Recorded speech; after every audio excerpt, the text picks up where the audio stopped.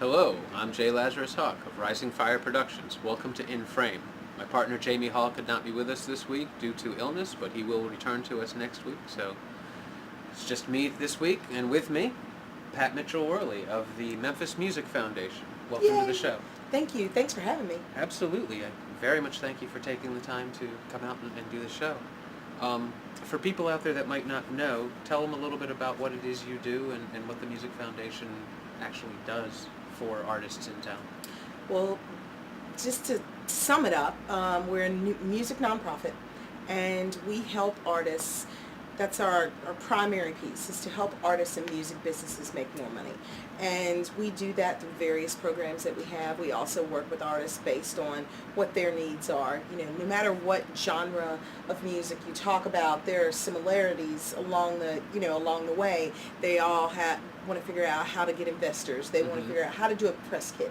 They need to go in the studio, record their music. So there are these consistent needs, and so we have programs that help them with that, whether it be an educational piece or if they're interested in getting their music in film and or television and commercials and all that. We have a program that we do licensing.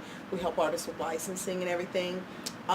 We also partner with a lot of organizations around the city to use music to bring people together, to bring Memphians together. Some of those non-traditional venues like Memphis and the downtown Court Square concert series, things like that, we partner with them for that. And then finally, we promote Memphis and Memphis music outside of Memphis.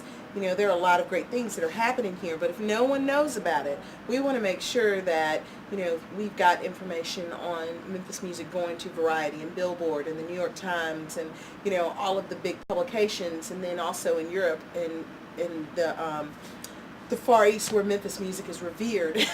So you know. It almost sounds like the foundation kind of provides a how-to as far as being a musician.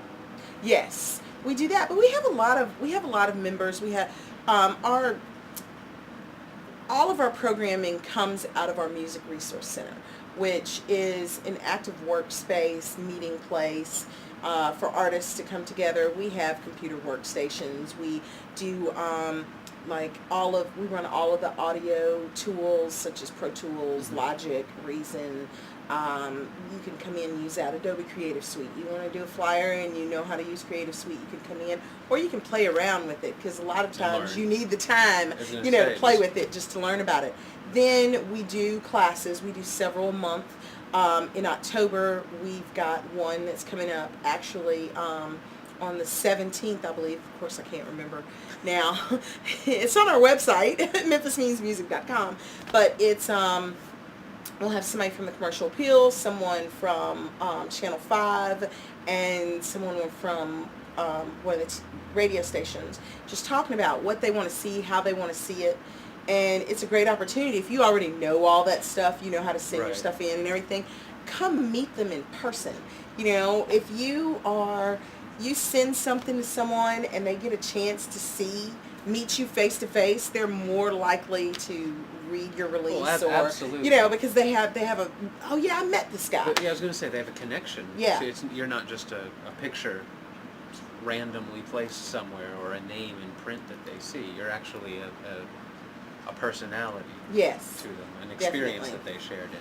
And then we also advocate for music in Memphis. I'll give an example. Just a few weeks ago, through a lot of work, a lot of hard work, we had iTunes debuted a Memphis music page. We're the only city that has a Memphis page on iTunes. Wow. And so that took a lot of work. I think that's appropriate, though. I mean, it all came out of here. You know, Elvis came from here. Johnny Cash came from here. So they had so much to choose from, and it's not just the legacy music, although there's a good bit, because we have a lot of it. Well, there's an amazing amount of legacy music, but we've got a lot of new stuff too. Exactly, and I mean, one of the things we've tried to do with this show, and we've had both success and failure at times because we've not been able to schedule musical guests as much as we want, but we had an entire show with the MRC the Memphis rehearsal complex. Mm-hmm. And he brought in, what, 6 different acts, 5, 6 different acts with him that, all had a moment to sit here and perform. And it really drove home how much talent and how diverse Definitely. talent we have in this city. But when you go outside of this city, outside of Lucero, nobody really knows anybody that's a current Memphis act. Yeah. I'm seeing Amy LaVere all over Facebook. But do people outside of Memphis really know who Amy LaVere is? Is it registering with them? And if not, they should, because I think she's amazing. But across the board, there's so many acts. If you look at The Voice, last season we had 4 acts that were from Memphis. Yes. Of those 4 acts, 3 of them were our members. So really? We were pretty excited about that. And for most of them, was one of them Grace? yes, most of them, they were sort of excited not to go all the way because they wanted. Well, I guess they wanted. There are a lot of contractual I was going to obligations say there's a lot of to go obligations, and I don't know how much of them when you sign a contract. No, of course I've never seen one, and even if I had, I'm completely ignorant when it comes to reading any legalese because it just bores me.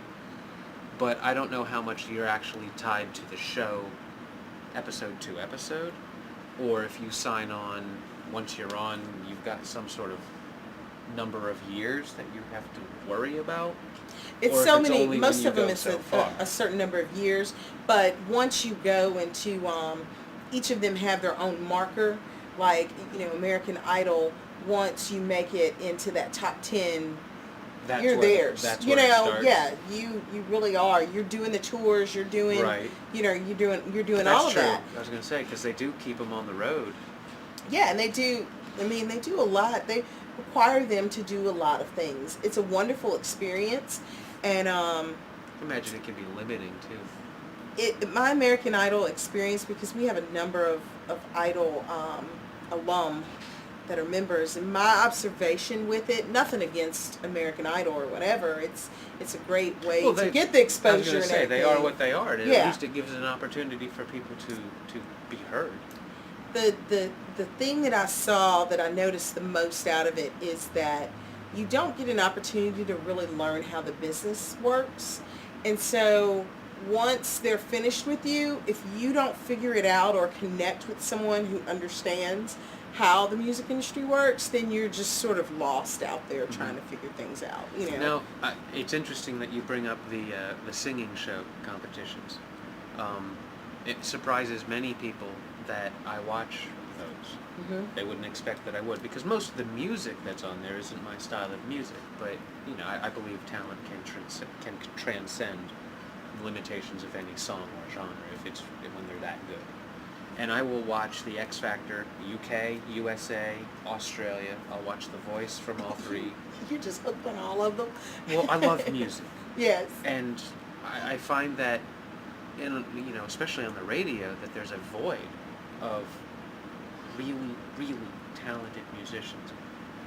And there are, and don't get me wrong, there are a lot of good singers. Rihanna is an amazing singer. I don't happen to like the music that they write for Rihanna. Mm-hmm. But bringing up those competitions, it's always the singing. And I think to myself, first of all, Mick Jagger would never win one of those. That's what I told my daughter. Stevie Nicks would never win. Would never win.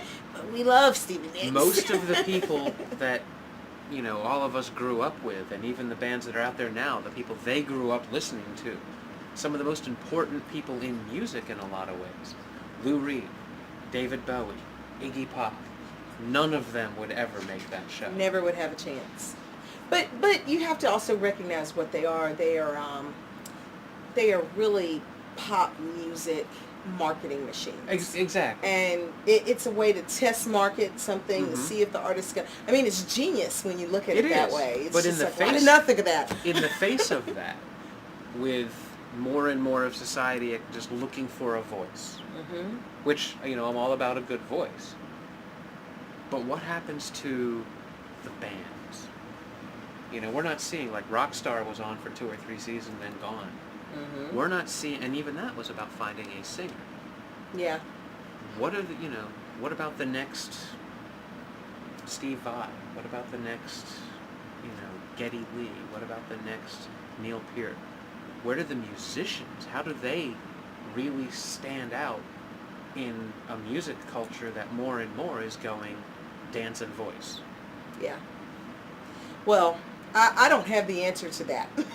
I wish that I did. I joke in my house. My daughter is a music fanatic at 8. She every summer she goes to rock and rock camp, and she always says, "I'm gonna be a singer." And I'm just like, not in this house. You can't just sing in this house. You have to learn how to play an instrument. There are plenty of people who can sing. They can sing well, but the skill, the knowledge that comes with learning and mastering a craft, is just it's irreplaceable. And I think there's a connection. I mean, singing. I wouldn't get up in front of that many people and do it. None of them would want to hear it, but it's definitely a skill. But I think when you've learned an instrument as well, I think you have a different type of connection to the music. And when you writing learn a song to structure something and really express what's you. I go to the meme that we've all seen on Facebook with Beyonce's song, 6 writers, 6 producers, next to Bohemian Rhapsody, 1 writer, Freddie Mercury. And I think about the differences, and the difference is Beyonce isn't writing from her heart. People are writing music for her, and she's going out and giving her voice. Freddie was writing from his soul. Yeah, there's Ruth Brown once told me that Ruth Brown, if anybody doesn't know who Ruth Brown is, amazing R&B singer. They called Atlantic Records the house that Ruth built because she was such a powerhouse, and she made them so much money. And in fact, the Rhythm and Blues Foundation was started because Atlantic didn't give her all of that money, and so once it went to court, and and they went, oh, oops, we owe you all this money. Let's start a foundation, and so it was a result of her. But she said there are people who are artists, and then there are great interpreters of songs. Not everyone can interpret a song.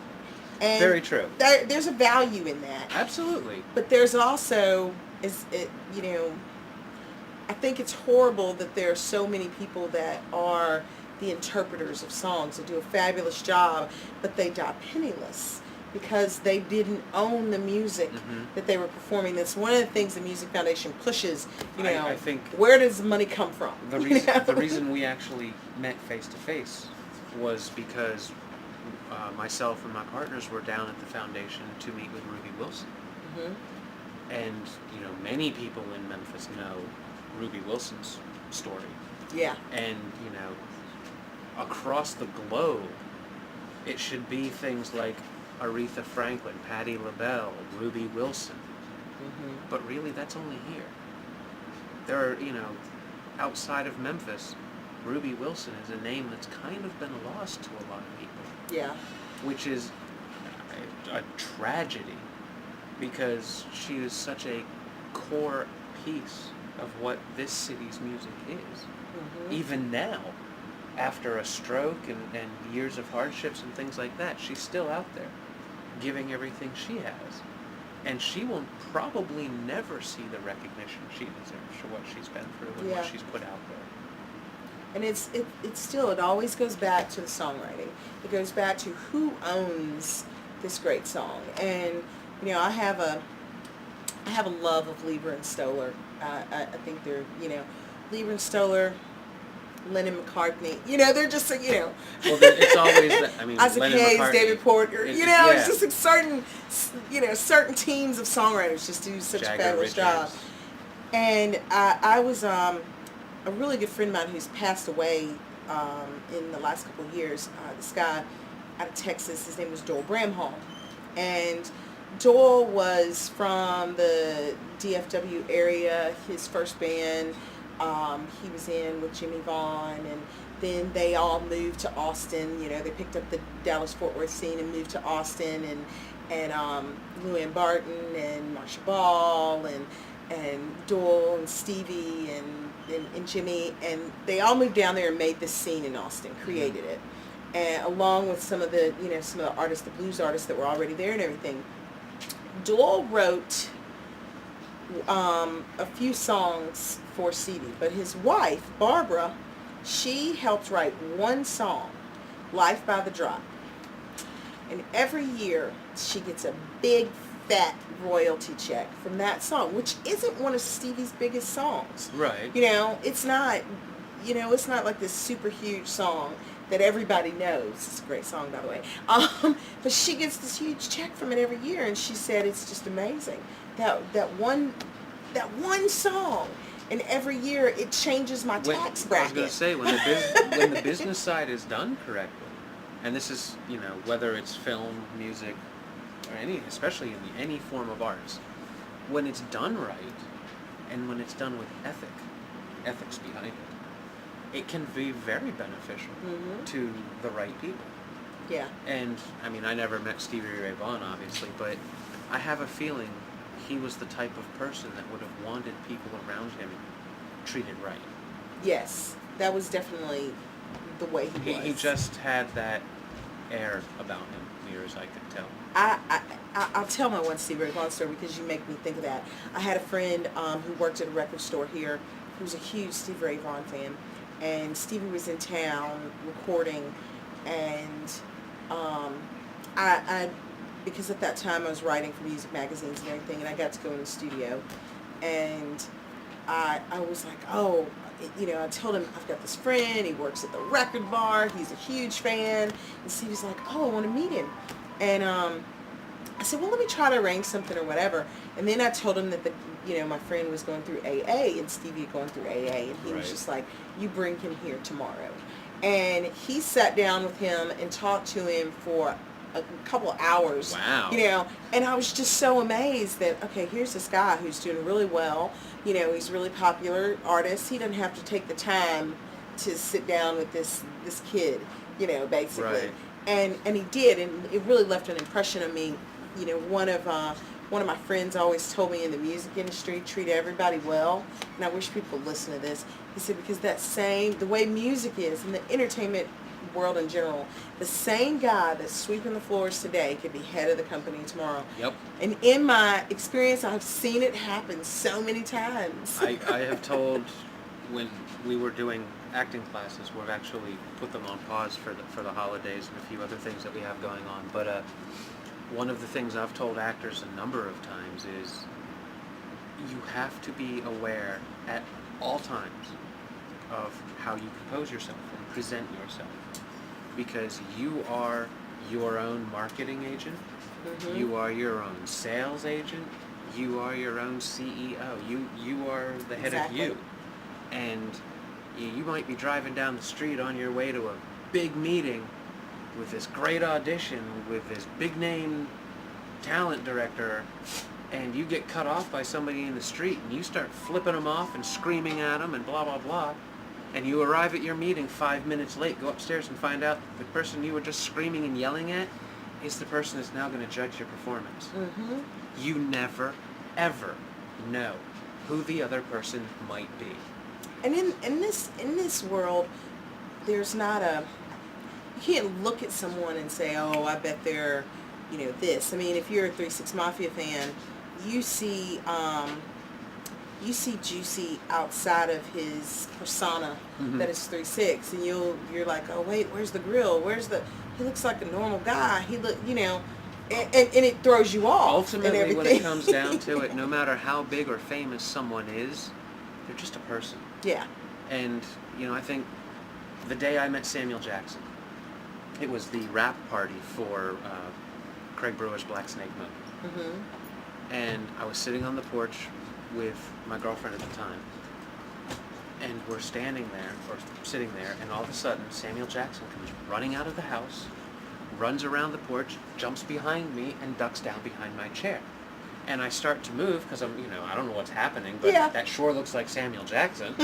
So I'm kind of wondering, and he grabs my shoulder and pulls me back over. He's like, no, don't move. I'm like, okay.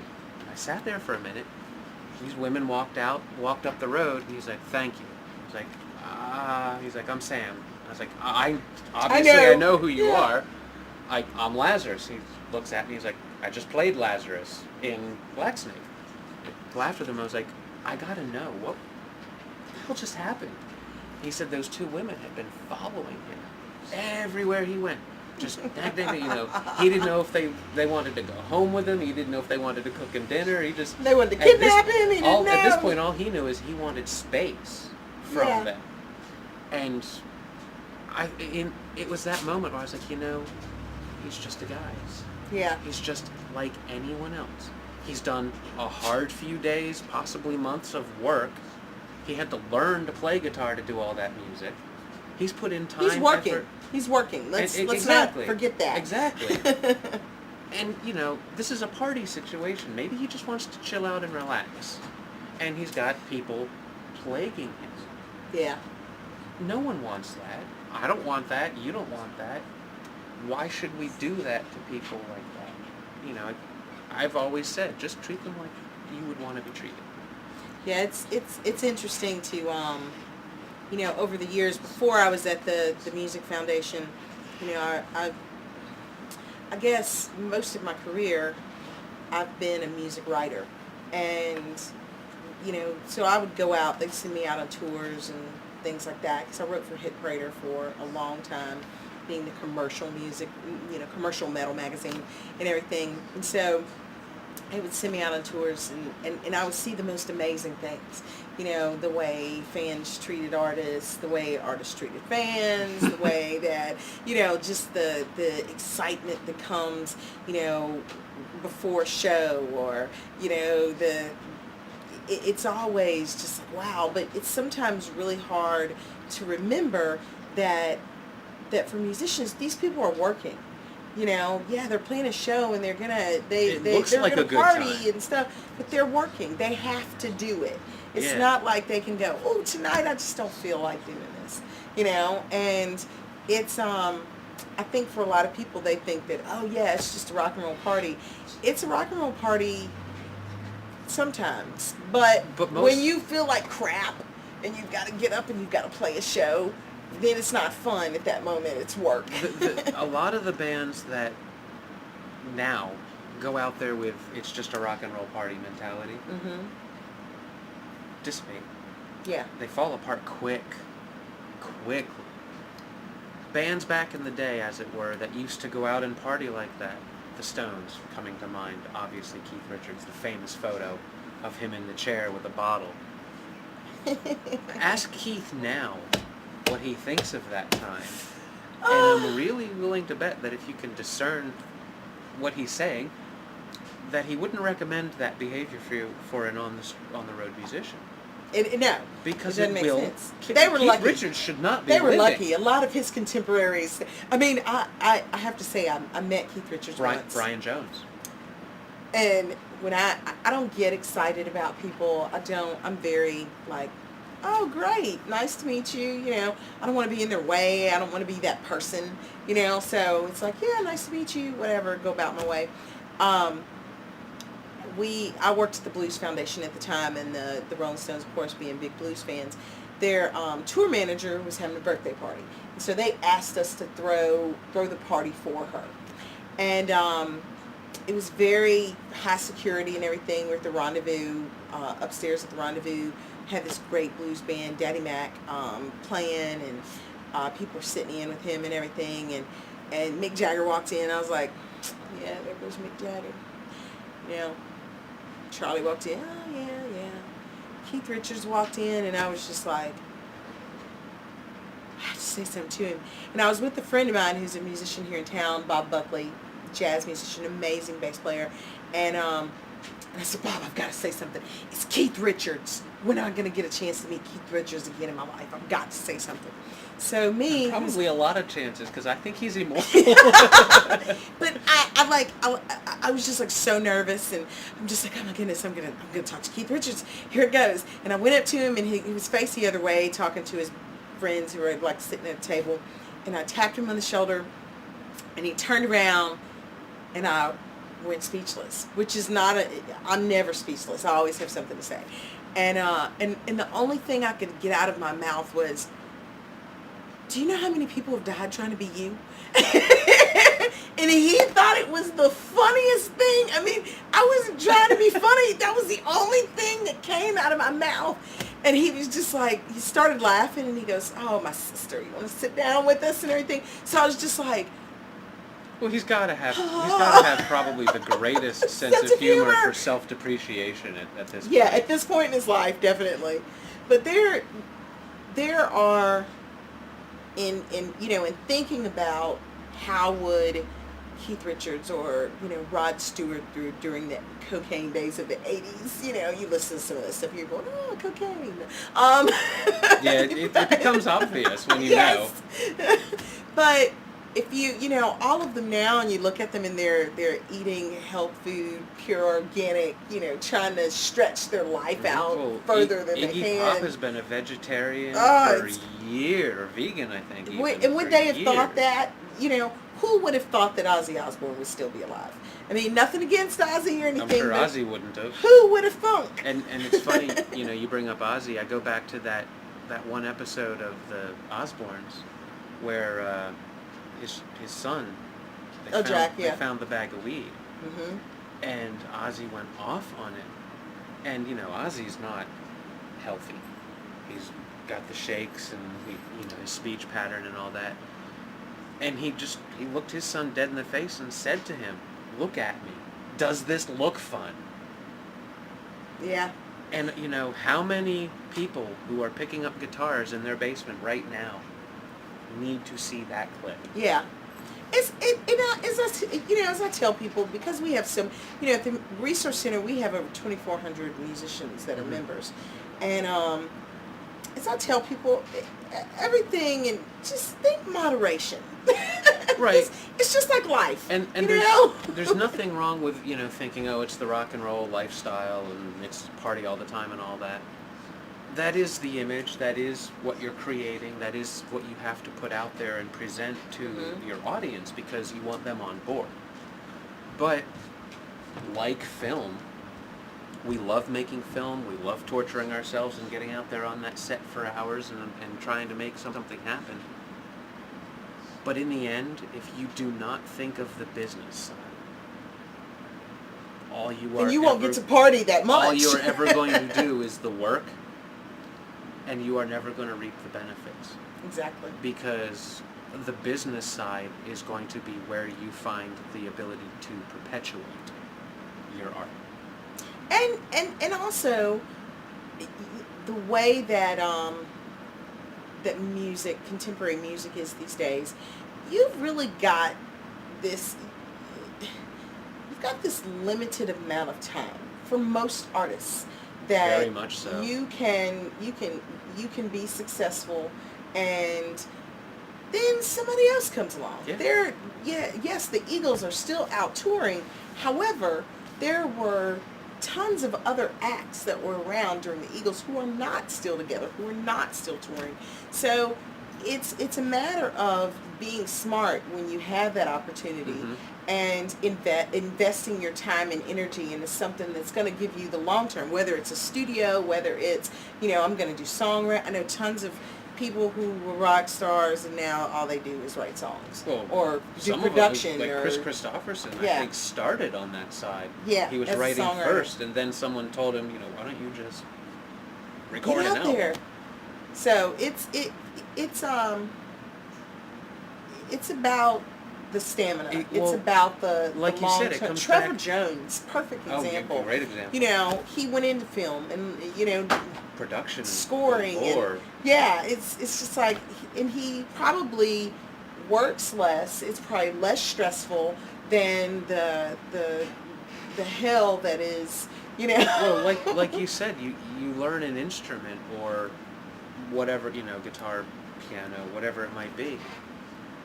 That window of opportunity might close, but you have the backup plan, as it were, where you can fall into production, you can fall into engineering, you can fall into backup musician, you can do all these other things where, what will Rihanna do when the next Rihanna comes along? Exactly.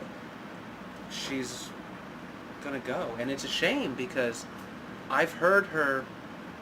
I think it was right as she was starting out, right at her first album. I heard her performing with other people, doing other. I mean, she did like rock and roll and metal style stuff, just a song or two here and there with a couple people, and the girl's gifted. She has got an amazing voice, but in today's music, it's all the next big dance track, the next big dance track.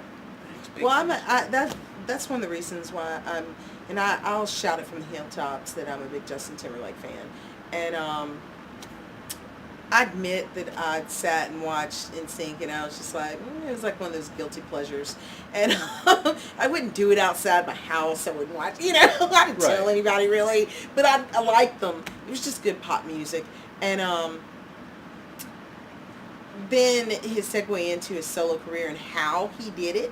If you really go back and watch the steps, the connections that he made, he was smart. The way that he would introduce new things, the choices that he made as far as who he worked with, and it was really smart. I don't know how much of that was him and how much of that was a lot of people with him. So. A lot of it was him actually, and he is even now so he's got a tequila company and he's got a clothing, it's just like, use this. What are you going to do with it? You're going to he's sit an around entrepreneur now. He's not going to be able to jump up there and dance on the ceilings, for 20 more years.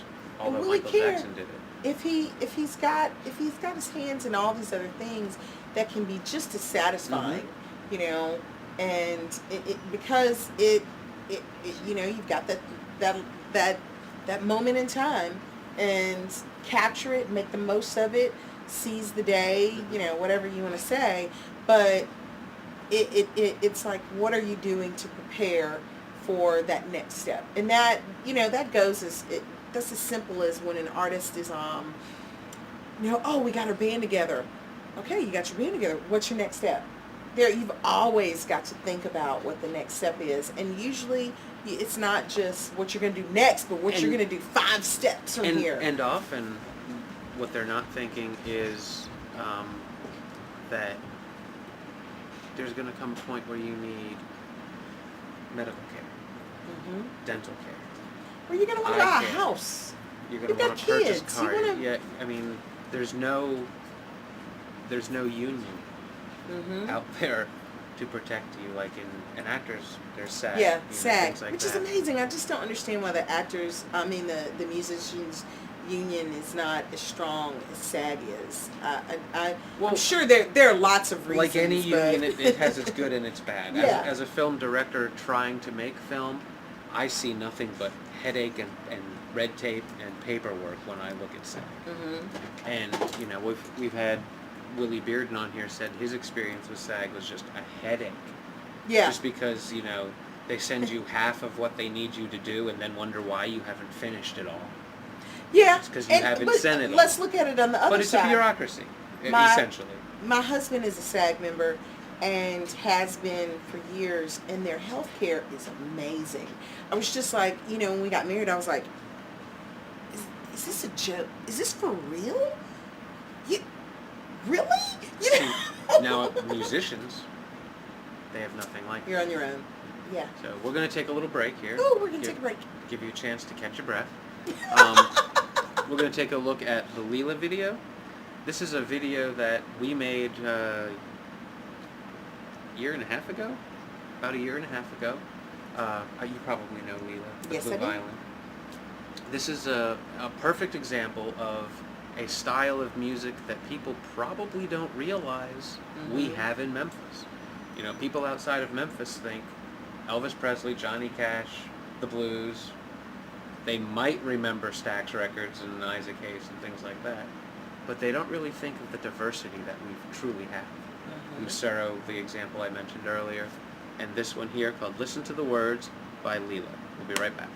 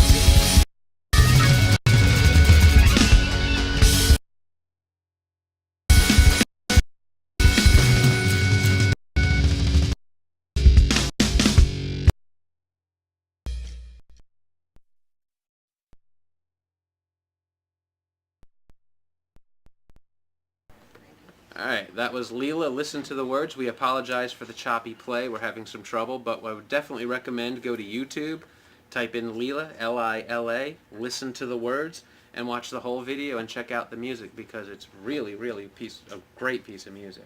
And what she's doing also as a music teacher in inspiring young kids to play, and I found her to be fascinating. I really enjoyed working with her. We did it in conjunction with creative aging as part of not a competition, but was it an actual competition? Okay.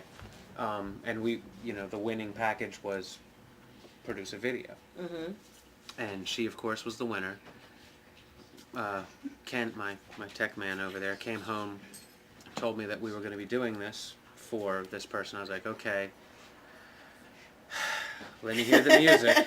Because, I'm a huge music fan, and I know so much of what's out there, especially the popular side of what's out there. Yeah.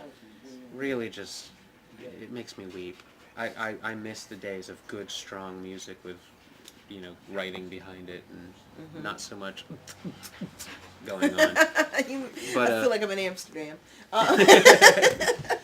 But he said he was going to bring home a CD.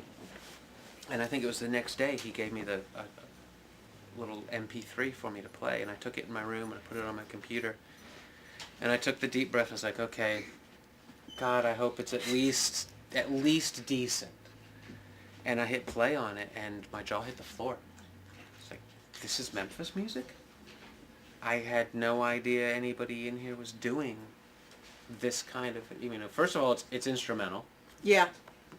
It's not, and to be fair, I know there's a lot of really good music in Memphis, but for years I haven't gone out.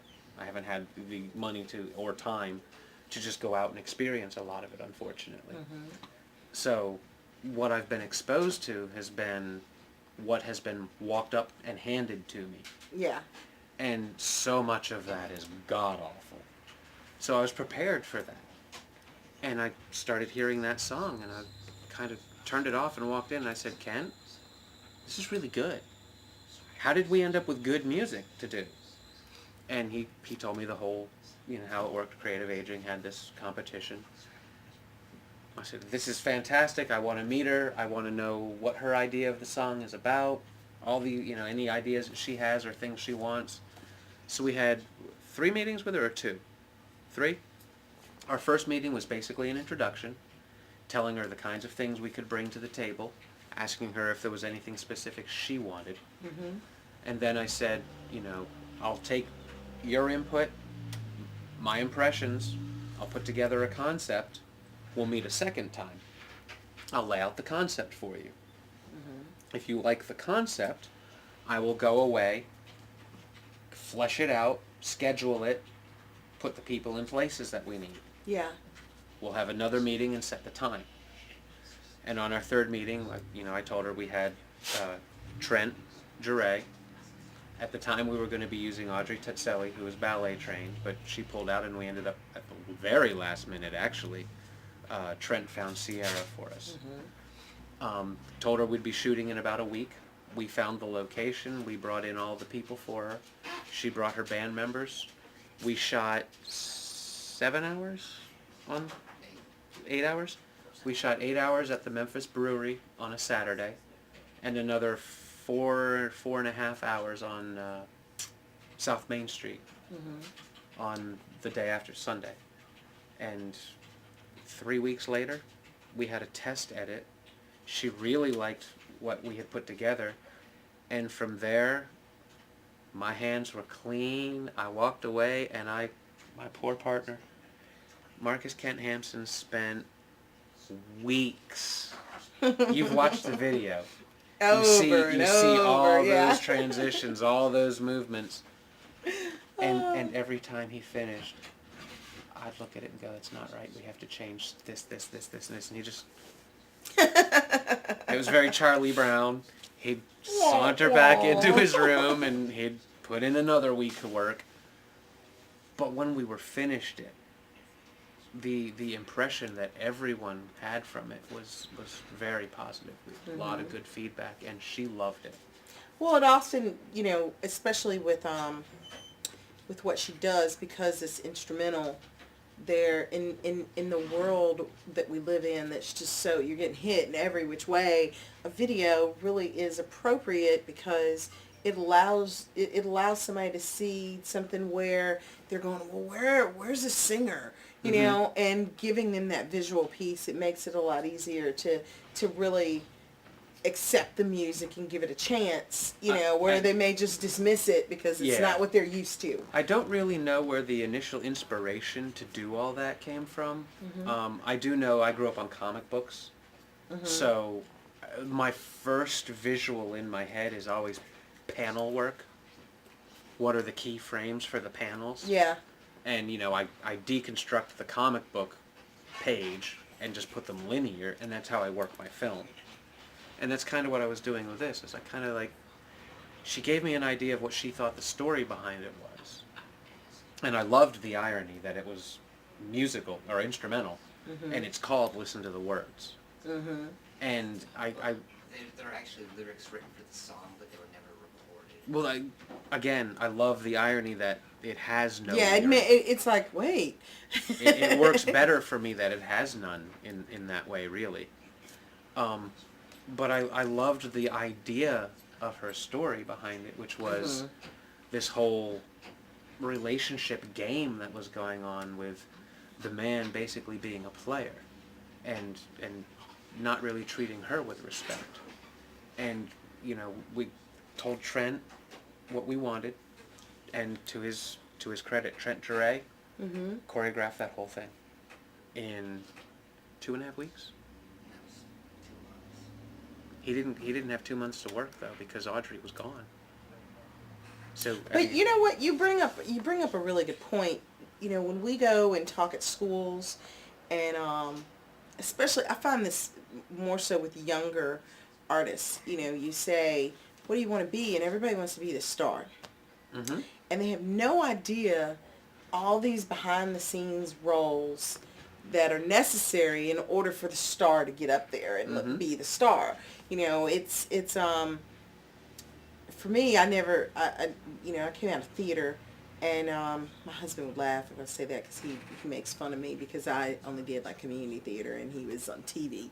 But what was he in? He did a lot of stuff, but like ER and all the shows that were big in the early 2000s. But my favorite thing to watch him in was what is the movie with Clint Eastwood and James Garner, and they're the astronauts, and Space Cowboys. Space Cowboys. At the beginning of Space Cowboys, they're all young, and he's the young James Cromwell, and it's so funny because they do the voice overdub, and it's Cromwell's voice, but Billy's speaking, and it's so funny to watch because it's just like, But coming out of theater, I knew that I liked. I didn't want to deal with the being up on stage and everything. Right. I wanted to do the behind the scenes thing, and so I went into PR. A lot of the most successful people, in our own town in film, Craig Brewer. I know Craig personally. Craig Brewer doesn't just go out and direct a movie. Craig learned to write a script. He learned how to structure that script. He learned how to tell that story. He learned how to work lights. He ran the camera himself on Poor and Hungry when he filmed it. He didn't just go out and make a movie. We tell a lot of our artists, every band comes in and they think, oh yeah, we're a band now, we need a manager. No, you don't. You really aren't doing anything to manage, Do it yourself. Learn how to do it yourself. Oh, we need an accountant. No, you don't. You need a booking agent. Learn how to do it all yourself, because then when somebody's taking advantage of you, if you have no clue what they're supposed to be doing, then you accept what they tell you. Take a lesson from what happened to almost every act in the 70s. How many behind the musics can we watch? Look what happened to Led Zeppelin with their manager or management team. Look how many artists got into tax trouble. Almost all of them. I'm a huge Pink Floyd fan. In 1977, I think it was, the keyboard player he couldn't even go back home because of tax reasons. He was on the run. He was basically on his sailboat. Yeah. He recorded a solo album strictly for tax purposes. David Gilmour's first solo album, basically for tax purposes. All of these artists had to do all these different things because their managers weren't managing. So yeah, someone dropped the ball. They didn't know their game. They didn't know. And it's also the same thing with like on the PR side. You know, I know just because I've been in PR for so long, you know, someone can tell me, oh, well, our publicist so-and-so, so-and-so. No, your publicist didn't do anything. You know, a 3-year-old could get you on this show. You know, all you got to do is call. So obviously they didn't call. And by that she means this show. No. No, there are just certain things that are easy, and if you have experience in it, you can look at it and say, well, they didn't put time into this, or they didn't, right. You know, and so to really have that discerning eye yourself helps you a lot, and it also helps you pick the right people. Mm-hmm. Well, you know, it's about your team. Again, it's all about your team. Going back to actors, when my partner and I have had them in class, we've told them numerous times, don't just see audition and go, because you don't know who you're auditioning Watch for. everybody else. Yes. Do your research. Are you auditioning for Joe Schmo's first thing? He went out and bought a camera yesterday? Mm-hmm. Or are you auditioning for Steven Spielberg? There, on one side of the coin, there should be no difference in you as a person, as an actor. You go out and you give your all, no matter what it is. Mm-hmm. Whether you're auditioning for no one or someone. At the same time, as an actor, if you have a career path, and you should, as any artist, you should have a career path in mind at least, you need to research, is the no one someone worth my time? Will I learn from it? Will I gain from it? And it sounds selfish, and on some levels it is, but it's also sensibility. You have to do what is the sensible thing for your career. Mm-hmm. If you jump on a sinking ship, you're going to drown. Mm-hmm. You want to attach yourself to not necessarily even successful, especially at this level. But at this level, you want to be at least with people who accomplish. Yes. Who don't just talk about it, but get things done. Exactly. And beyond that, also, there are a lot of, I see this a lot at the, you know, with artists that come through the foundation and just working with artists over the years, is you've got to understand what is, you know, what your goals are. Because if you know this is what I want to do, then it helps you say no to the things that you shouldn't be doing. Right. It helps you figure out, oh, this is going to be really important to me. You know, there's certain actors, I love to use this example. My two favorite are Johnny Depp and Brad Pitt. They have picked some really bad movies, but they have picked those movies. They have, if you look, in hindsight, if you look at the scope of what Johnny Depp has done, it's just like, huh. It was always unusual. And I'll be honest with you, I'm more upset with his more current choices than his previous stuff. And it's the same thing with Brad Pitt. He always really he sort of pushed it. He could have just gone with the pretty boy movies, you know. He could have done that. Both of them, especially Johnny Depp. Legends of the Fall, I could have watched him like that every moment, every time. But I think both of them, because they are actors. Yes. They want to challenge themselves. They want to do different things. They don't want to be the same guy they've been in the next project. You know, I think of Johnny Depp in, I just lost the title completely. Polanski, Ninth Gate. You think of Johnny Depp in Ninth Gate. He's That's this a favorite in our house. He's this very reserved, well-dressed, nerdy, bookworm kind of guy. Well, in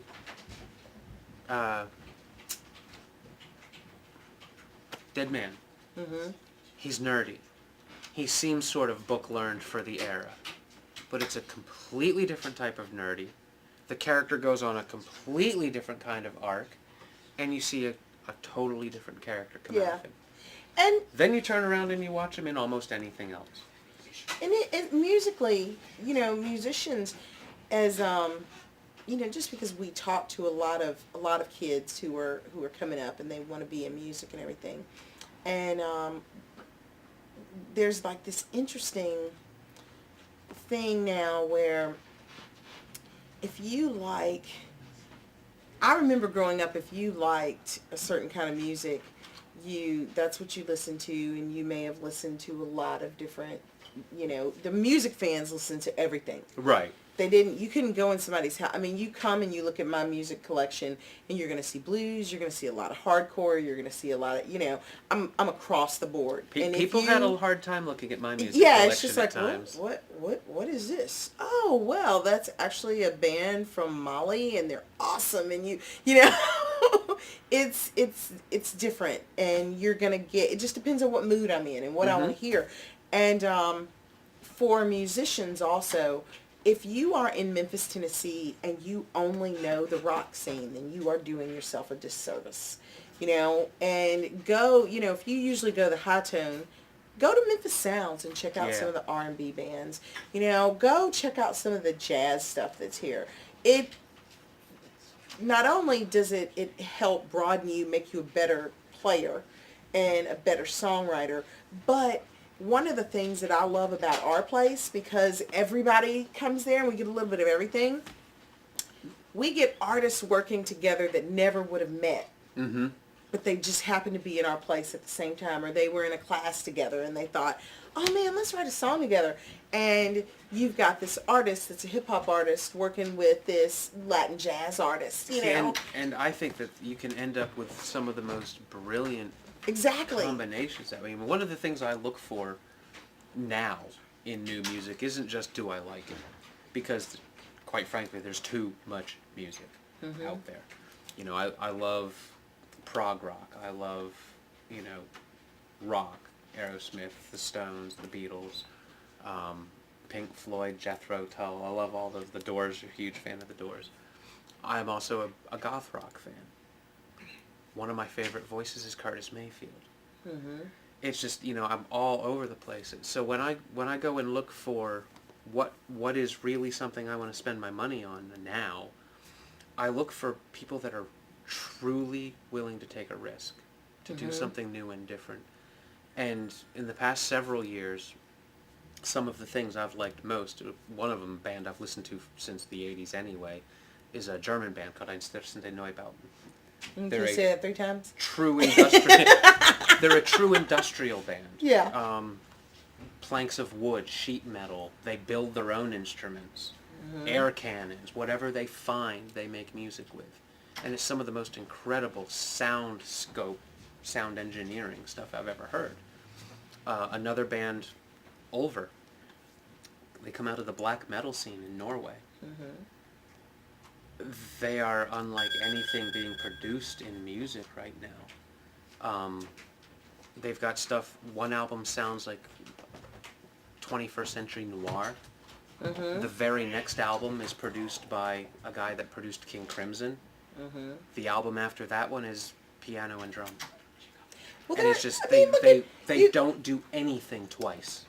You think about a lot of things that, Memphis isn't known for. And, when you say black metal, if you look at Memphis,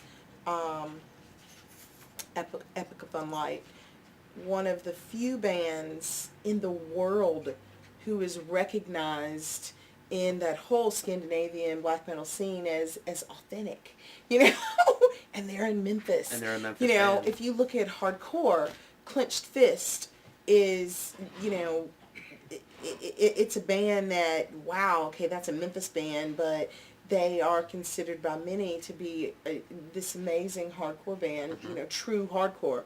And no matter where, it's just sort of interesting that here, no matter what kind of music, there is somebody in this town that is recognized outside of this town for being, an originator or a standard bearer for that sound. And so I'm always amazed with Memphis, and and what we produce, and acts like Lily Ashfar, who is at the University of Memphis, is one of the, she teaches over there classical guitar, but she's recognized around the world as a classical guitarist. And right here in Memphis, she lives here in Memphis. And it just sort of blows your mind. I was on the trolley one day. I'm good friends with Carla Thomas. And I was getting on the trolley and I saw she was on there, but it was so funny because I'm sitting there talking to her, and there are all these tourists who are there with their Stax shirts on and their Elvis shirts, and they're all Memphis out, and they're here for the scene, and they love it, and they have no idea that the woman sitting right across from them was the first act to ever record on Stax, Mm-hmm. And so it's just like, you could, when Isaac Hayes was alive, you could go to Squash Blossom and see him there shopping. You can go to Whole Foods now and see Jody Stevens from Big Star all the time. He's there at least once a week. I have to admit, my memory is a little bit bad, and my knowledge of musicians is, of the era, even a little bit worse. But along those lines, years ago, I had my little D8 camera that Craig Brewer used to make Poor and Hungry. He gave it to me. So I thought, I got to go out and I got to just shoot this whole city. I walked around a corner from where I was living, and there was a gentleman out there, an older gentleman, playing flute. Just out there playing flute on the side of the road. I thought, that's cool. How often do you see that? So I stopped and I held up my camera and, may I? And he gave me the nod. Just started filming him. A car comes by, slows down, window goes down, woman calls him by name, starts yelling, and he's playing the whole time. She starts yelling at him, drives on, someone else drives up, waves at him like they know him. I'm starting to think to myself, Who is this guy? This guy knows a lot of people. So I took the footage to David Tankersley, who you probably know him because he knows everyone in the city. And immediately he said he used to play with Ray Charles. I was like, you're kidding me.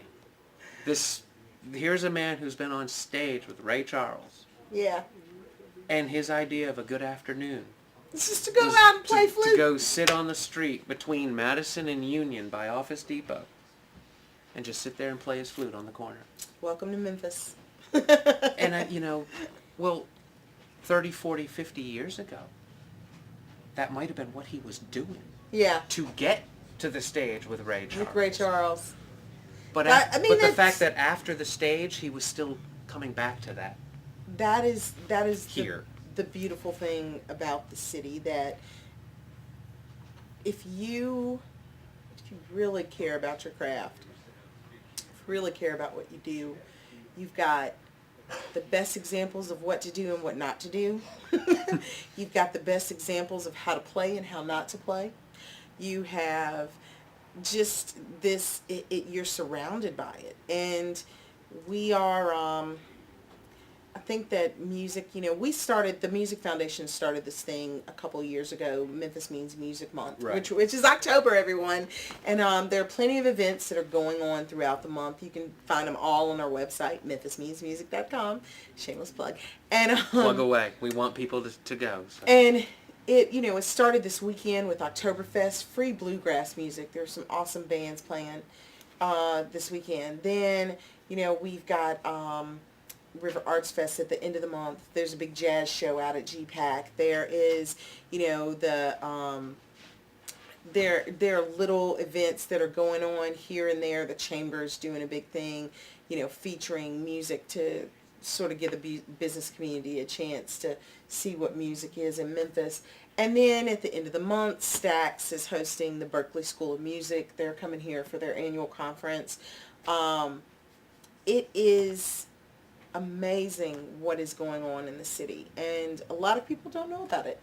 And it's just an opportunity to learn what's going on in Memphis, and it's something that we can all be proud of. We have tons of things that we can argue about, tons of negative things that we can say about the city. Well, but our human nature is always to see the bad in things. Yes. And, but this place is fabulous, and you just can't get it anywhere else. We have a corrupt city, but go to any other city and you can And it's say that just as well. as corrupt. You can say the same thing. Let's get over it and let's start focusing on things What that are it comes positive. down to, and I'll admit, for many years, I was very much anti-Memphis. I'm not from here. Mm-hmm. I came down here on the front end of a divorce, which maybe not be the best way to go anywhere. And I anticipated being here for a year, maybe two. And, of course, financial situations, life situations, 17, 18 years later, I'm still here. And there was a window of time where I was very bitter about that. And I got very discouraged at what seemed like a lack of support in the arts from the city itself. Yeah. And just frustrated that I couldn't go anywhere. And I left for a year. 5 years, 6 years ago. And I lived in Oklahoma for a year. And I came back. Something I said I'd never do. I came back, and when I came back, I realized I was coming here by choice. I left where I was and came to Memphis as a choice this time. It wasn't just, I'll go there because that's where family is and I need a spot. I made a conscious choice to come back here, and when I did, I decided I can't come back here and just be that, negative, always seeing the bad side. Right. So I started to really look at my city.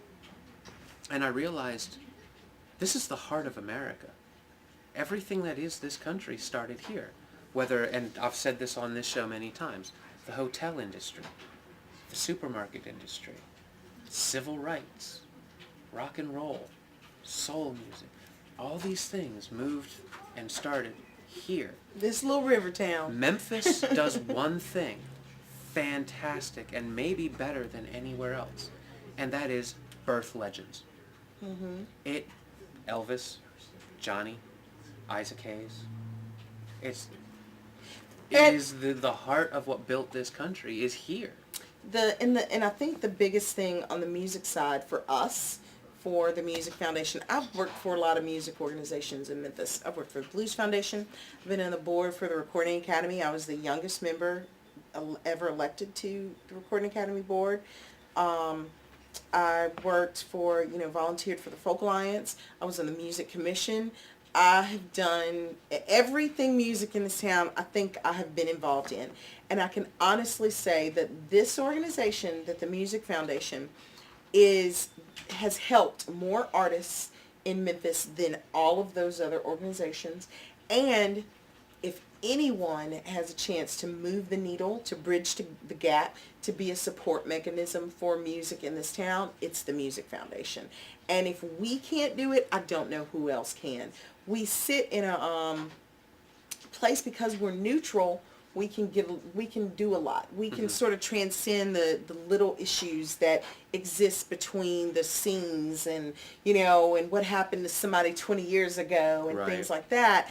But also we can be a voice as far as public policy goes. We can be a voice because artists in the city, they really don't have a voice. It's like, oh, everybody talks about Memphis music, but then when it comes time to make decisions that affect music, it's just like, oh, well, they'll be fine. As one person told me when I first started at the Music Foundation, a grant writer said to me, well, you're going to have a hard time raising money for music. And I said, why is that? She goes, well, everybody knows that musicians, it's the underbelly of society. And when they decide to be a musician, they know they're going to be poor. And I sat there and I couldn't believe that this woman just said this to me. Wow. And it was just like a shock. It just blew me away. So the question becomes, do you want to complain about what's going on in Memphis or what's not being done? Or do you want to say, I'm going to be a part to make sure that something is done? And for us as a nonprofit, we rely on the public to support us, to help help artists. And at the end of the day, if nothing else, what we do and in helping artists right now, the artists who are the future of Memphis music, is an investment into what Memphis is 20 years from now. And if that investment is not made, then Memphis is just going to be a city of music museums. It's going to be Stax, it's going to be Sun, it's going to be, but the artists are going to go to other places. I even wonder if it'll be that, because, look at what they just did to the radio studio that Elvis Elvis did his interview in. Yeah, Dewey Phillips' old place. Yeah, there was no real consideration that was it. That was the moment right there. But there's a lot that goes into that. That building stood there for how long, and and nothing was done. It's just like forever and forever, and finally, okay, and then music comes in at the end and says, "Hey, but what about us?" When half the decisions have already been made. Yeah. Oh, change everything around for us, which I think it's a worthy effort, but we should be there on the front end. We should be there at the beginning of the conversation. How long before our city government recognizes they made a mistake? How long before they say, you know what, we should preserve that room? I think there are a lot of things around the city that in hindsight, everyone goes, oh, wow. It's like that's why Memphis Heritage does what they do, to try to preserve the buildings. Because the fact of the matter is, what's more beautiful, this newfangled building or refabricating and redesigning something that's old? It's even more than that, though. It's what makes Memphis Memphis. Mm-hmm. One of the things that makes Memphis Memphis is it is very, very architecturally unique. Mm-hmm. You don't really go a lot of places and see shotgun shacks next to stone churches. Yeah. Or you can drive through one neighborhood and you're going, oh, wow, this neighborhood's circa 1962. Oh, wait, what just happened? Exactly. Did I just jump back 100 years, And, what happened? as filmmakers, we've often commented that this is an incredible city because you can go over there, over there, over there, or over there. And the difference is the year, the geographical location. You can shoot almost anything in this city if you go to the right spot. Yeah. You can have a modern city if you go to the right places. You can have a 70s feel if you go to the right places. You can have a post-apocalyptic Armageddon if you go to the right places. Yeah. But it's all within driving distance, available to us. And it has a very unique look. And Memphis has its own visual style that all this tearing down and reconstructing is getting rid of. And we are starting to look like another American city. I was going to say, we're starting to actually look a little bit more like Nashville. And I guess that's well and good on one perspective, for, the modernization. But there's a classic saying, if you don't know where you've been, you can't see where you're going. Mm-hmm. If you forget where you've been, where you're going doesn't mean anything anymore. Yeah. You lose that connection to your roots. And I for the artists that we get a chance to work with, I'm always amazed that the ones that are really good, they know Memphis music history. And for us, for only being 5 years old, I think we've been able to accomplish a lot. When you talk about Memphis music history, last year for Elvis Week, it was a big year for Elvis Week. Every 5 years. I was going to say it was the 45th? No, it was I can't even remember now. 35th, I'm sorry. 35th, yeah. I can't do math. 35th. And for the first time in the history of Graceland, the Music Foundation did a music showcase out there on Graceland property to kick off Elvis Week. First time ever in the history of Graceland that they have allowed Memphis artists to come on Graceland property and do original music. It was huge. Now, to me, that just sounds like a natural fit. And it for years, their job is to promote and to talk about Elvis and to talk about Memphis. And for so long, they didn't really make the connection between what is Memphis music now compared to the promotion of Memphis music. And there's some smart folks out there, and now they see that, wait a minute, these people want Memphis music. They want to see how it evolved. They want to, and for some people, making the jump from John Paul Keith or Keith Sykes, from Elvis is not a big jump. You can hear the influence in there.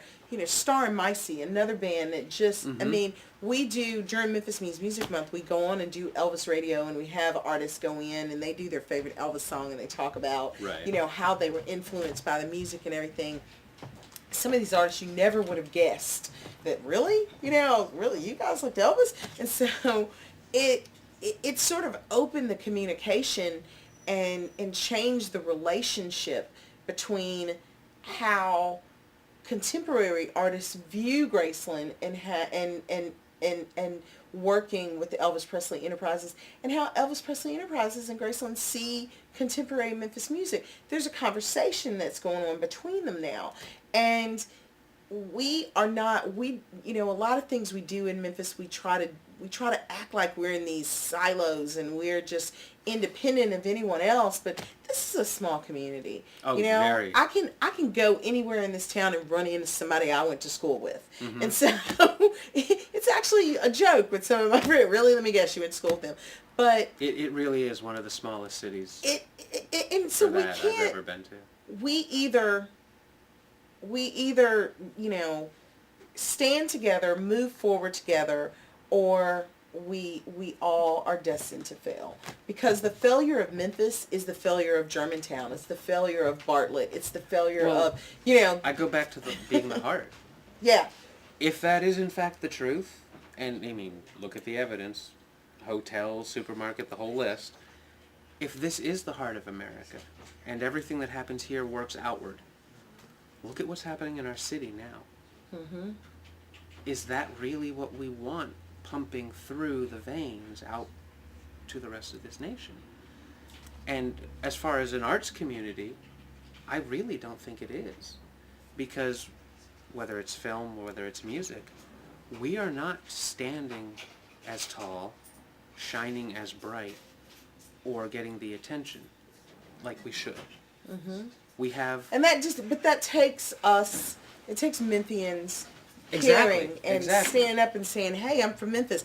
I don't care if you want to wear a Memphis Gun shirt. I don't care if you want to wear, my favorite Memphis shirt is the one with the state of Tennessee and the Memphis Star on it, and this is when you're bad, they put you in the corner. I think that's the best. That is actually hysterical. That's my favorite t-shirt. But it's just like, show some pride. You live here. Exactly. And if you don't like it, you can go someplace else. Nobody's stopping you. You've got two choices. You live here now, and you have two choices: go or stay.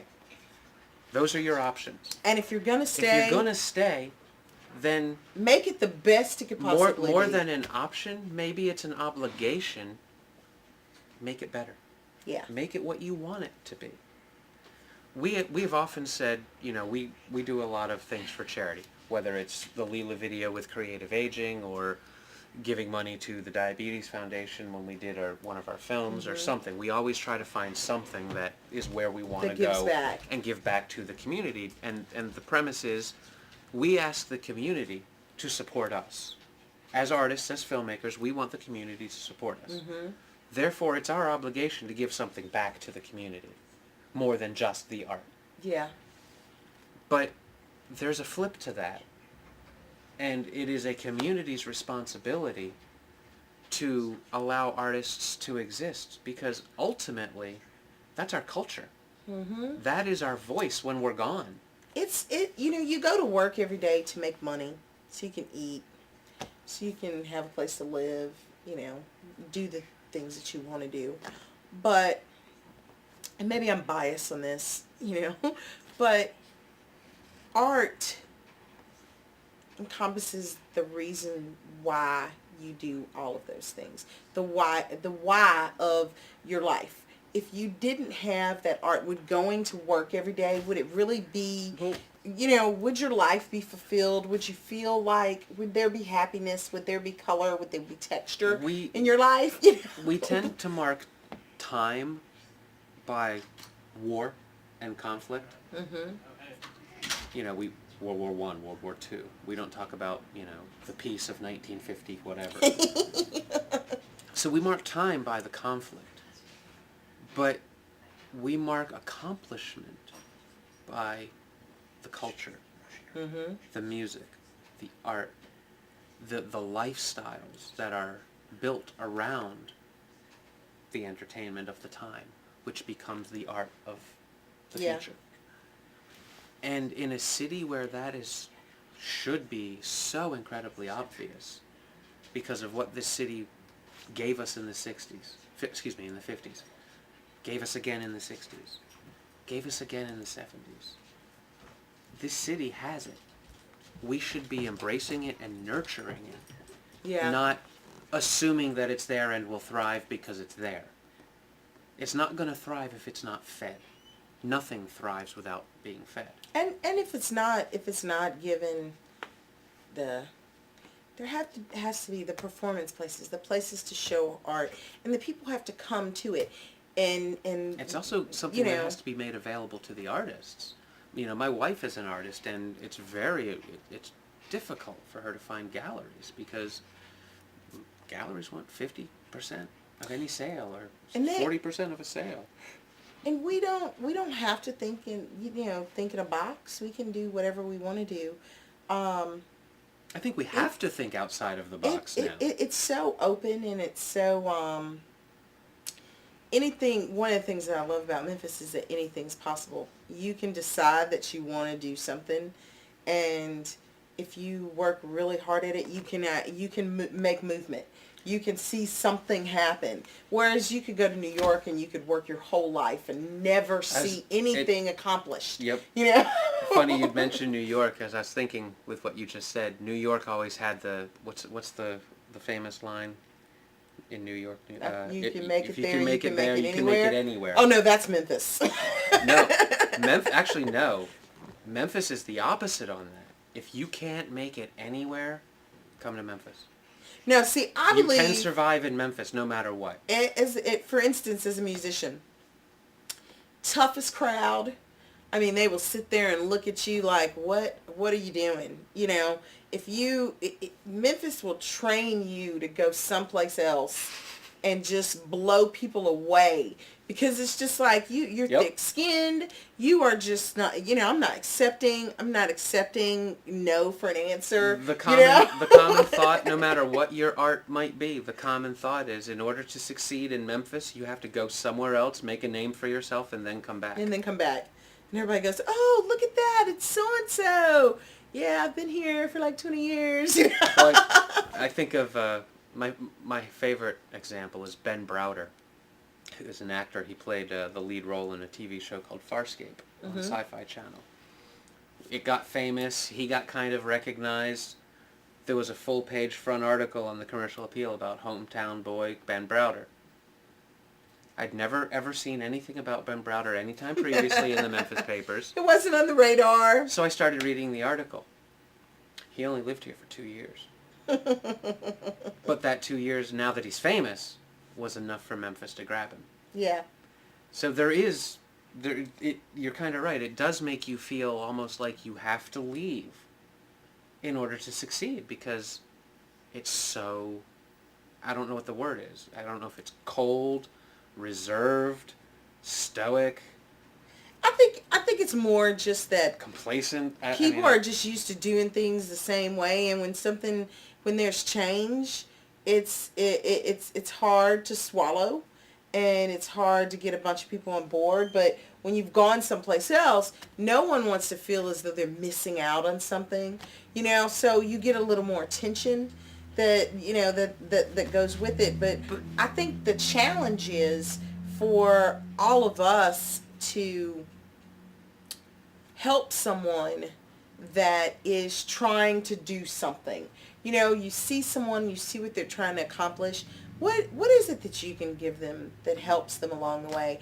That's how we got, the artists that we have here. That whether it's in film, it's in television, it's in, on the creative side, it is, and it happens a lot in the business community, but on the artistic side, it is, the arts community really has to depend on itself. Very much so. There are some organizations that help out, but they're all struggling also, we've got so many gems. Last night, I was at the Metal Museum for Repair Days, and they had their auction, and you know, there are blacksmiths from around the country, well, from around the world, actually, who come in. They volunteer at the Metal Museum for that weekend. It's the museum's biggest fundraiser. And to think that in Memphis, Tennessee, for some reason, there is the only museum in the Americas dedicated to metalwork. What? How did that happen in Memphis? You know? And there it sits on the bank of the Mississippi River, and half of the city doesn't even know that it's there. And you can I'll go admit, in. I didn't know it was there for years, and then when I found out about it, I couldn't for the life of me think, what would that even be? Yeah. But it's an amazing experience. And the art is just, I'm a big fan of metalwork, and it just blows me away, more so than any other, you know, medium. And I'm so proud that that's in my city. I take everybody, my friends come in town. Absolutely. That's where you got to go. Hey, I'm going to take you down to the Metal Museum. The whole point in this show, I mean, we focus primarily on film because we're filmmakers. Mm-hmm. But the reason I invite you or any other person on here is because every form of art is applicable to film, because we need sets, we need clothing, we need, you know, all of it ends up being something that can be a part of film. And I think because of that, and like you said, artists have to depend on themselves. That is why we created this show, as an opportunity for artists that are out there to find a place where they can scream about what they do, but also it's actually more about this artist meeting that artist, and actually creating a web of connectivity within the arts community across all art forms, whether that's music, film, sculpture, whatever. Whatever it is. To create a connection to where we can benefit each other, raise each other up, even if it's just 1 inch at a time. Raise each other up and get people outside of this city to recognize, hey, did you know Memphis had the only metal museum in the nation? No. Now you know. We're going to take a break right now. We're going to take a look at a video that my friend and partner Kent worked on for, I think Shelby Elwood was the director, right? For a band called 3MK. This is another example of yet a different style of music we have in Memphis. We'll be right back.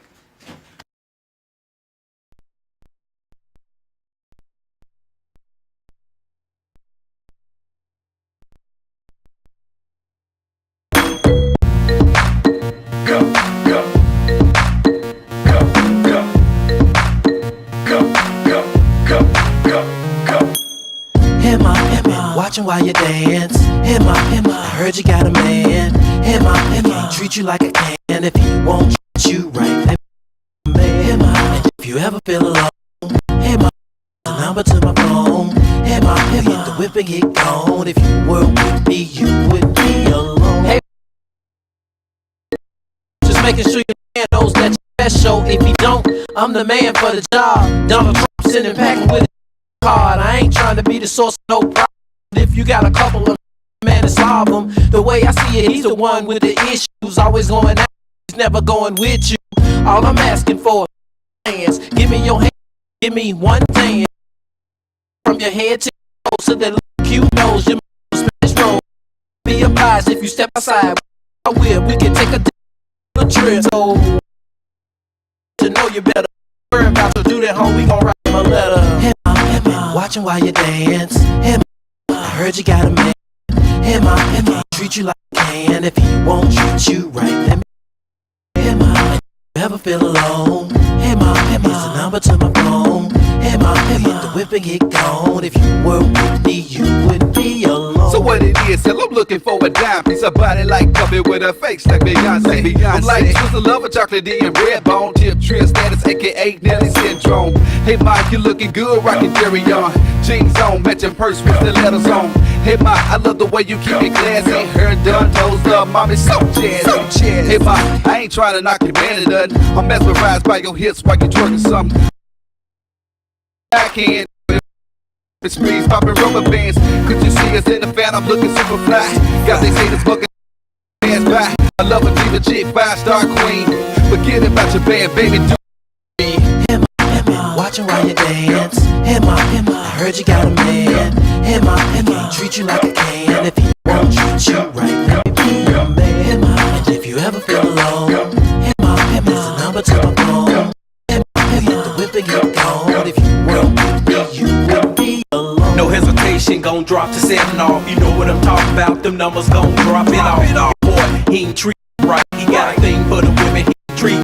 Stand up, little shouter, we can hit. Wanna keep it 100, we can hit the dough. You wanna dance a little more, we can do it real slow. Don't tell her friends, gonna let your boy know how we gave up a perfect 10. And now I'ma be your best friend.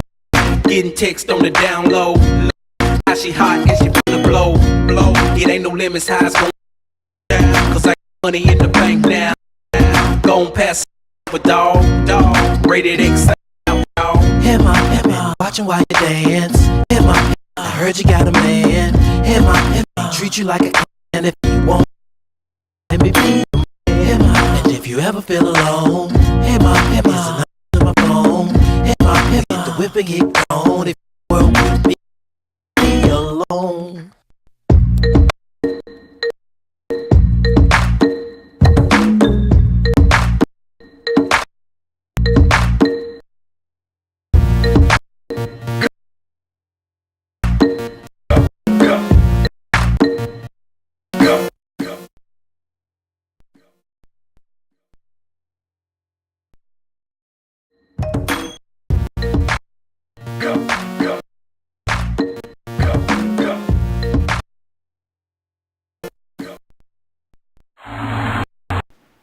And that was 3MK with Hey Ma. Again, we apologize for the glitchy playing on the video files. We are having some trouble with that. But 3MK on YouTube. Hey Ma is the song. I definitely recommend checking it out. Shelby Elwood directed that, and Marcus Ken Hampson did the shooting and editing for that one. So, one of the things I wanted to ask before we have to cut the show off or anything like that is, you look around and you brought up Austin earlier with Stevie Ray Vaughan. Of course, Stevie Ray, Austin made the hop here a little bit, made some splash. What do you think it will take for Memphis to really, really stand out again on the level that it used to be, and to really to be seen as the music city again, which, like right now, Austin is kind of got that title with so many bands getting deals coming out of Austin, and again, like you said, across all sorts of genres. Especially right now, the psychedelia music scene down there. Although I know there are some people here who are from Austin who would dispute this, but let me... Yes, Austin, Texas is a music town because there are a lot of musicians who work there. Billboard came out with a survey, I guess like a month ago. Took all the music cities in the country. Nashville, Memphis, New Orleans, Chicago, Atlanta, Los Angeles. Do they still consider Seattle, or is that... Seattle, yes, Seattle is considered a music city. Took all of them, compared the how much the average person who works in the music industry makes, and basically the economic impact that music makes in those cities. But they really focused in on how much, what's the best music city to work in. Shockingly, for a lot of people, Memphis was higher on the list than Austin. Now, is that as musician or as That is the industry? music industry in general. The average professional in Memphis makes more than the average music industry professional in Austin. One of the reasons is a lot of musicians, it's harder to make a living in Austin than it is to make a living here. Right. As a musician, because Cost of living. it's just, and there are so many musicians and there are so many places that don't pay, you know, and you're getting tips and you're, whatever. Nashville was higher than anyone else. In fact, Nashville I believe the number was for every 1,000 people in the city, 28, every 1,000 jobs, 28 of those 1,000 were in the music industry, which was higher than New York and LA and Atlanta and everything. But I think that we look at Austin and we go, ooh, ooh, you know, and I love Austin, don't get me wrong. Much like Seattle in the 90s. Yeah, with but Austin's... Soundgarden and Nirvana. It's getting the attention. But Austin was not... Austin's music, it doesn't have the history that we have. Certainly not. And the difference is they claimed it. They claimed it. They said, we want this. The community agreed upon it. The clubs came together, worked together, agreed, you know, that they were on price structuring and things like that with, you know, with the booking agents around the country. They decided that they were going to be, they saw the value of what they could build based on that music culture. That's the only difference. Now, how do we... I'm going to cite a story, and I'm going to avoid any names if I can. And I want to know how we can get around something like this to achieve that. There's a gentleman in town, opened his own club. He has a band. He doesn't want the club to be his band's showcase. Mm-hmm. He has other people come there. But he still likes to play with his band places. Other places found out he had a club. Now they won't book him. Mm-hmm. That is the antithesis of what we need as far as any kind of unity in our music and in our arts community to stand. And that's hard for me to speak to just because I don't know the specifics of the situation. I think the clubs here can be competitive but the other piece of that is, you know, we have had through conversations, through ideas that club owners bring to us, the promoters bring to us and stuff, there is a desire to work together. And I think that we've got to get past this, you know, conflict that we have.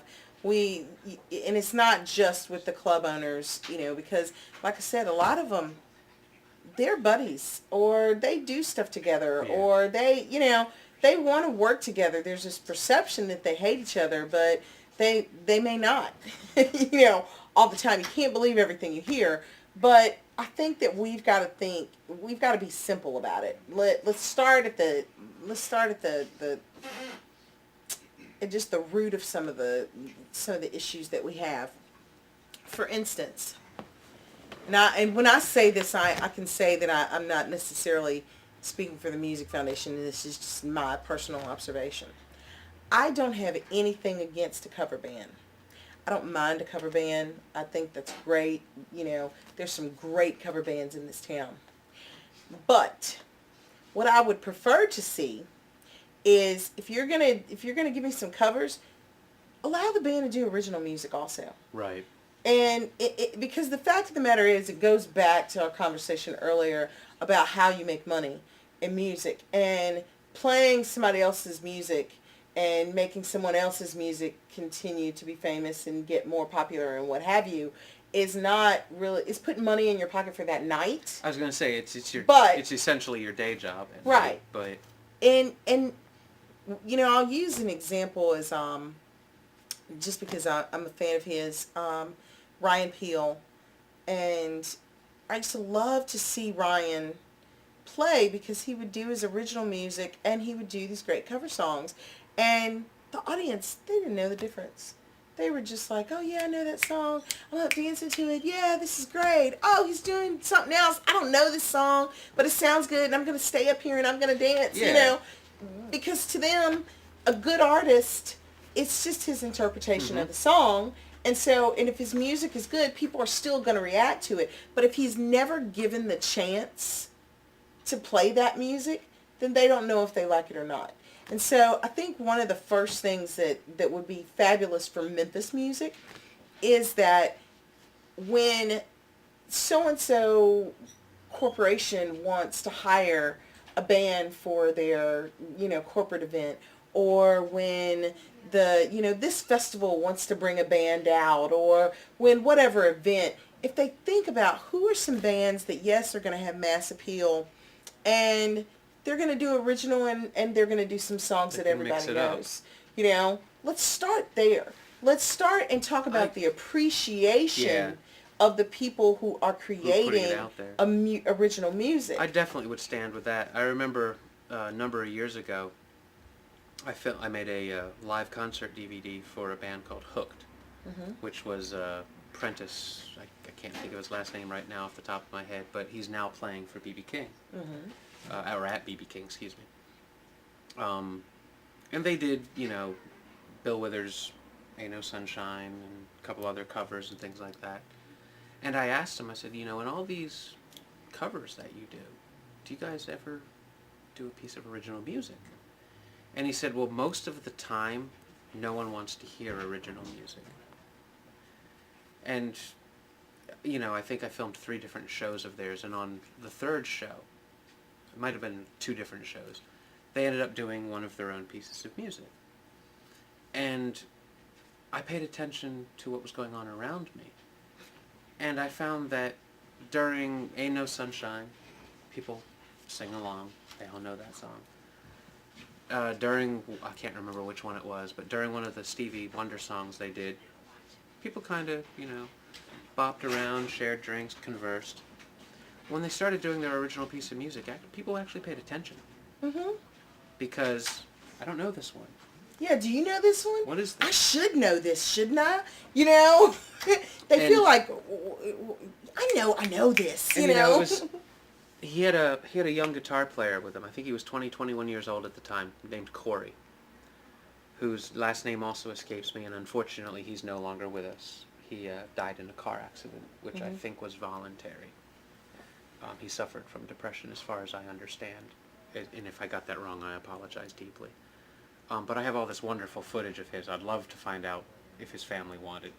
I've got, hours of footage. I know who you're talking about, actually. And of course, And I'm he was sitting here and I amazing. can't remember his last name. I was amazing. I think his biggest finger was the size of my pinky. But he played like he had 20 fingers on each hand. Yeah. He was amazing. But he was playing stuff I knew. I was like, okay, he's doing a really good job with that. Oh, I really like how he plays that one. But when they played the original, I realized he's got a style that's him in there. It's not just his take on things. There is something he brings. And hearing original music by bands, whether you have to intersperse that with others or not, I think is essential. Because I don't think that, and this is the problem with the singing shows, I don't know how much of an artist they are. Exactly. They can sing. I was very pleased when Philip Phillips won the American Idol last year, because never would have expected that. I really expected the little Filipino girl, or the young black gentleman with he sounded like Al Green half the time, amazing voice. I really expected one of them, because we lean so much towards these big voices, with these incredible runs that they can do in these Gotta love a run. badly written songs that are overproduced. And here was this dude with his acoustic guitar and a song he wrote, and he won. Let me throw in, this is just my personal opinion, about the run. I think that it's overused Oh, these it's days. so overused. The power of the run is to know when Subtlety. to use it. there is a, you have to reach that crescendo. You have to pull your audience in, and then you knock them out. It's like the 1-2 punch, and if you've seen Aretha Franklin, if you've seen the right artists do it, Mary J. Blige, she can I was going to just say, knock, Aretha, Mary J. It's just like, whoa, what just happened? I probably put myself in extremely bad light with many people, but I am one of those people that honestly, truly kind of hated Whitney Houston. Because of this. I think Whitney had an amazing voice. Her talent was undeniable. But I think she was she was that first one that really got trapped into, you always have to do it. Yeah. You always have to, and then it was Mariah Carey. Her first album, I really almost kind of liked things she was doing. And then the second one came out, and it's just like, she has to hit that note every time. It's not a Mariah song if she doesn't hit that note. Mm-hmm. It's just like, that gets played. It becomes unimpressive when it's always in front of you. And yes, and the purpose of art is that it's not predictable. It's not, there Imperfections you might are what have make- let's talk Curtis Mayfield. You know Curtis Mayfield's voice when you hear God, yes. his voice. It's just like, oh, immediately you know who it is. Yeah, half a note in. You hear Prince, you go, Prince. Yeah. You hear B.B. King, you go, oh, B.B. King. And so the power of those artists, though, is that they didn't do it by doing the same thing every time. It was still art. Mm-hmm. It was, it's going to be a little different. And I love that you brought up Prince, because one of the thoughts I had earlier when we were discussing, it's all about the voices right now, so they can get that dance track with the runs and the hook. Where that leaves the bands, where's that leave the writers? A few years back, and by a few, probably 15 or 20 now, because time goes by, I would often tell people, I think there were 5 people who were capable of saying to themselves, I'm going to go write a number 1 hit. Mm-hmm. And they knew going in that it would be, could be, and they would end up with it. Prince, Elton John, Paul McCartney, Michael Jackson, and not Berry Gordy, that's Motown.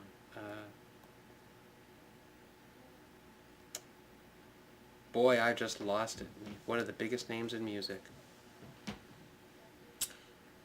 Biggest names in music. Black gentleman. You said Michael Jackson. Glasses. You said... Older than Michael Jackson. Quincy Jones. Okay. Those 5 men have, I truly I believe... want to point out that you just named 5 men. I did. I just want to point that out. I just want... And honestly... It's many women that are in the industry that was... But I don't know of one that I think truly had that pop sensibility that connected. Madonna had it, but I don't know that Madonna was good enough to know going in that she was going to construct a number 1. Those 5, I truly think could have done it any given time. Yeah. Any given time in their career. They had the capacity to write a number 1 hit. I truly believe Elton John could write a number 1 now, and it would still be a number 1, even though he's an older musician nowadays. His sensibility, his ability to understand music, and it's what works. And what draws in the crowd. What draws the crowd. Yeah. Those 5 men had it. I can't think of a woman off the top of my head that had that. But I also can't think of a musician in the last 20 years that I think has that. And is that indicative of us losing something in music? Actually, I think that a lot of things play into that. I think that we're so fragmented in when all of those artists came up, there was a sound that you created. And now there are so many different sounds. Each one of them also had the ability to create their own sound. Right. And so now it's so, when Prince came out, you were just like, dude, He was I'm mind-boggling. speechless. Yes, you're watching his little self go across the stage and him doing his little bitty feet and doing, he's just so cute and he's just sexy and he's, But his ability, the man wrote so much music, he couldn't produce it all. Yeah. He had to start selling it off to other people. He had to start creating bands to record it because he was so prolific with his writing. But he plays every instrument almost as a virtuoso level. Michael Jackson, I don't know that he played instruments on stage. I'm sure he knew how to play piano. But he understood pop sensibility so well. And that how any to given moment he was the one to watch. deconstruct a song and what pieces it needs to be. And Elton John with his writing partner Bernie Taupin, had the ability to reach out and get people right there. Mm-hmm. Paul McCartney had the ability to just draw people into him. Quincy Jones, I can't even describe the genius behind Quincy Jones and what he accomplished in his life. The closest I see in our industry now to things like that are people like Dr. Dre, who, you know, there's probably not a finer producer active right now. But they're all falling behind the scene. Where's our Prince today? You know, who's the new Prince? Who's the artist that is? Who's the new Beatles? Who's the new whatever? And, you know, all we're getting is the next Whitney Houston. And even that's not happening. It's now the next Beyonce. Because we've reduced the music. At least with Whitney Houston, most of her songs were structures music. Yeah. With Beyonce, it really isn't music anymore so much as beat and danceability that they're focusing on. What was James Brown? I mean, come on. Jump back. Kiss yourself. I mean, you know, I mean, he can make anything musical. I was going to say, but James was James. But he can make anything musical. Lyrically, James Brown was not this prolific lyricist. Not at all. You know, the stuff all the music that he did. But the passion. Timing wise, he was on it. I mean, you weren't sloppy playing with him. You know, No, you couldn't be. Right. You had to be on it. You had to know what you were doing. You had to know your craft. Mm-hmm. And so... And I really think, you know, and I'm not trying to be harsh on anybody. I think there are a lot of... It just seems like we've lost a lot of that in pop music. I don't think we've lost it. I think it's still there. The difference is that I think that though with there's just so much music, I think that it is... Those people you have to go search out. You're not going to find them in the mainstream outlets. Exactly. You have to look for them. And that brings the question of where can we, you know, Led Zeppelin wouldn't get a record deal now. No. As we said, you know, all those guys, none of them would win The Voice. None of them would win American Idol. Certainly, none of them would win a beauty contest by any stretch of the word nowadays. But I mean, I think if you search for it, you will find it. You will, whether it's Michelle Mangiacello, whether it's Clutch, whether it is, you know, there's so many artists that are just absolutely amazing, and they're still creating great art. It's not lost. All is not lost, my son. And I do misspeak when I say that. Yeah, but you have to search for it now. But isn't it the same as when we were kids?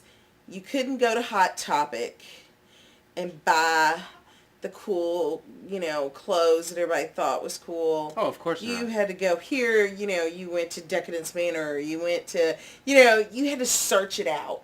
If you wanted to find the cool music, you had to go talk to the guy at the record store, and he'd tell you, well, yeah, this is what we got on display, but have you heard this? You know? That's often, I mean, in my 20s, I was living in Connecticut. There was a place in Waterbury called Phoenix Records. Mm-hmm.